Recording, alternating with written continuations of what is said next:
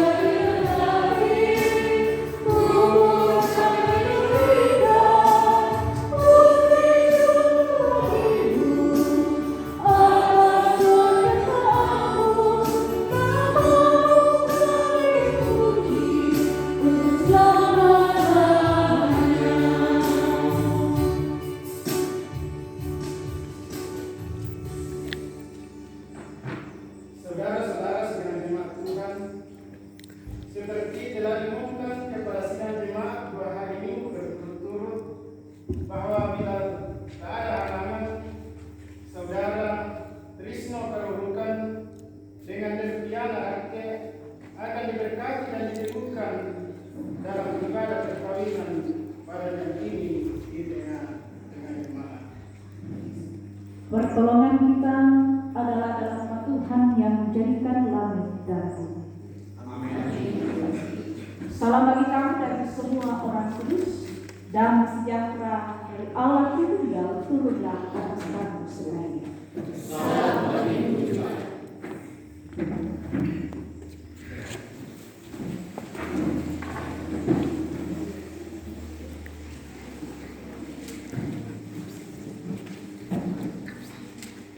Jemaat kekasih Tuhan, dengarkanlah sekarang sabda Tuhan yang telah menjadikan langit dan bumi dan yang telah menjadikan manusia itu laki-laki dan perempuan.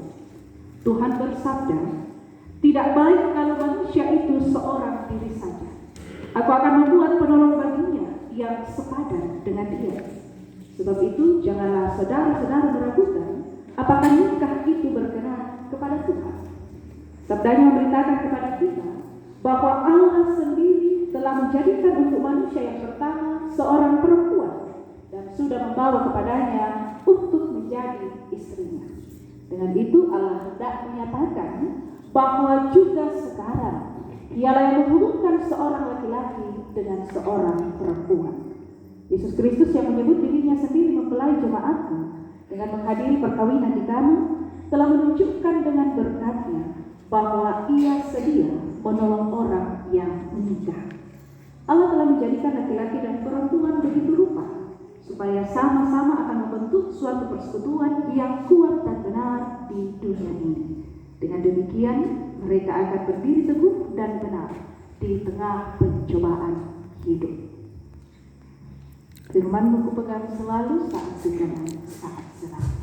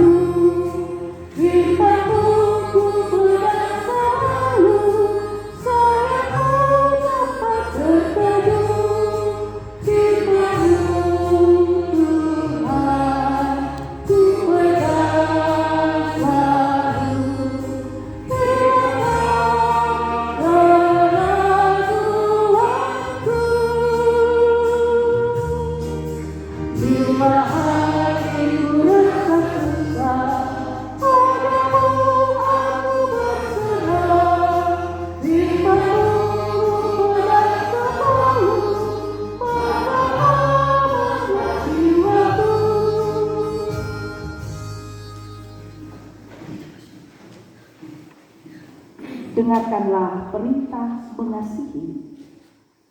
Jawab Yesus kepadanya, kasihilah Tuhan Allahmu dengan segenap hatimu dan dengan segenap jiwamu dan dengan segenap akal budimu.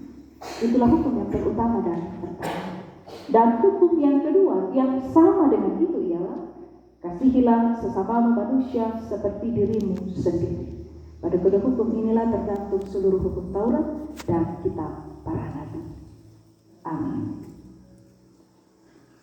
Kasih pasti lemah lembut, kasih pasti memaafkan. Demikianlah kasih Tuhan dalam hidup kita.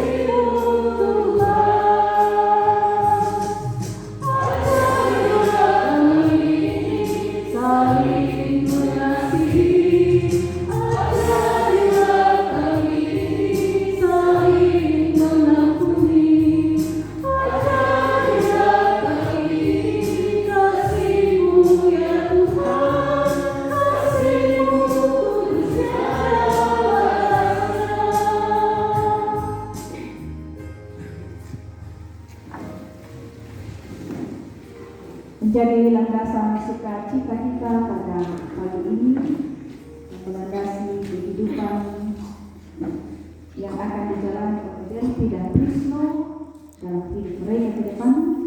Firman Tuhan kita akan baca dan renungkan dari Efesus pasal 4 ayat 25 sampai pasal 5 ayat yang kedua.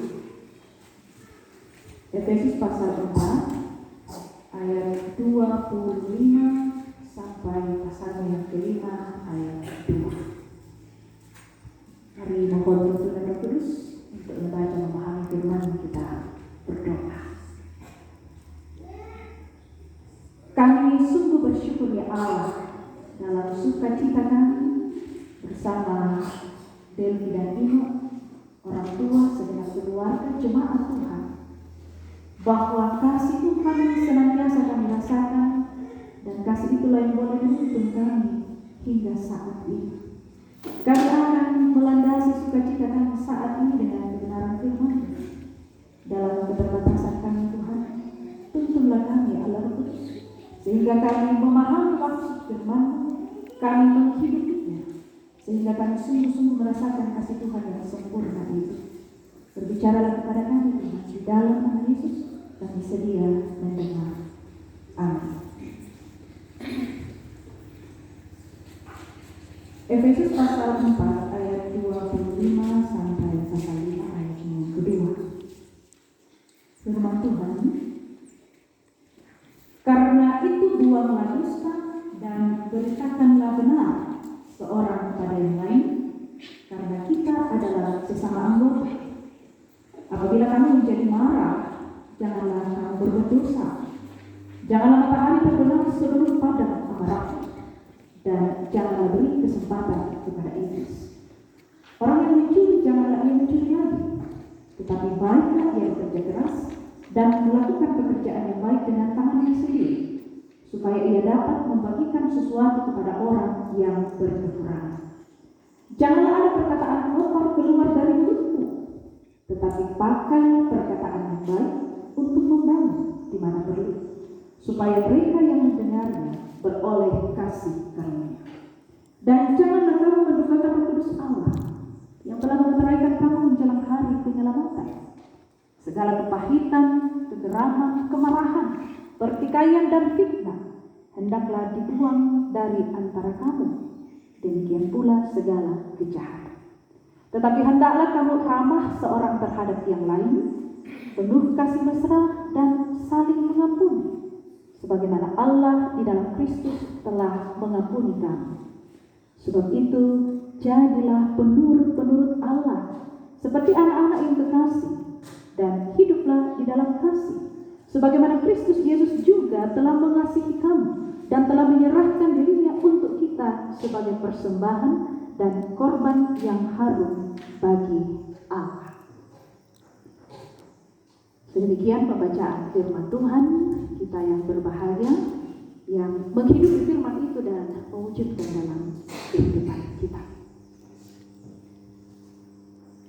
Selamat berjumpa bagi kita semua, Bapak Ibu Saudara yang terkasih dalam Tuhan. Ino dan Delphi, bagaimana? Jantung masih aman? Tak saya Pak Perodoron Nusa Dua? Iya. Meneladani Kristus, inilah yang menjadi motivasi Rasul Paulus, sehingga dia menyatakan isi hatinya bagi jemaat yang ada di Efesus, supaya mereka hidup meneladani Kristus. Mengapa penting? Ya, keteladanan itu sangat penting, dan Kristus menjadi teladan bagi setiap orang yang percaya kepadanya. Ino dan Delphi ketika memutuskan untuk berkomitmen hidup bersama, ko mak ini anak selalu dipakai di bahagia leh. Ya, Bapak Ibu Saudara, tujuan kehidupan kita kan untuk merasakan kebahagiaan. Atau dia pikirkan DT no kalau bahagia. Nah, semua orang mau bahagia. Karena itu kita menjalani kehidupan kita seturut dengan kira-kira kepokokan kita bisa nak bahagia, bisa nak lama sana, bisa laku saat itu dia karokosan langkah Tuhan. Bahkan ketika Ino dan Delphi memutuskan untuk menjalani kehidupan bersama, tentu dalam pikiran mereka, saya akan lebih bahagia kalau kami berdua dibanding kalau saya sendiri. Ya, saat ini Delphi dan Ino sedang menjalin hubungan cinta kasih. Tapi nampak Delphi salah Ino, labi matajang, labi rokok usai. Kalau cinta kasih itu kita datang bawa di hadapan Tuhan dan kita landaskan di atas kasih yang benar, yaitu kasih Kristus. Tetapi sebelum Ino dan Delphi menyatukan kehidupan mereka masing-masing adalah dua pribadi yang berbeda. Ino yang dibesarkan oleh orang tua dan keluarga dengan lingkungannya, Delphi pun ingat tentu masing-masing membentuk karakter yang berbeda dalam diri Delphi dan Ino. Dan dalam masa kurang lebih 5 tahun mereka saling berkenalan. Dalam masa waktu itu mereka saling mengenal satu dengan yang lain, sekalipun budak pertahanan itu ada. Sama ayat Delphi jolo bintuni, ayat Ino jolo almahera, anda bermasalah itu jaringannya. Ya, jadi komunikasi satu-satunya mereka andalkan itu juga bermasalah.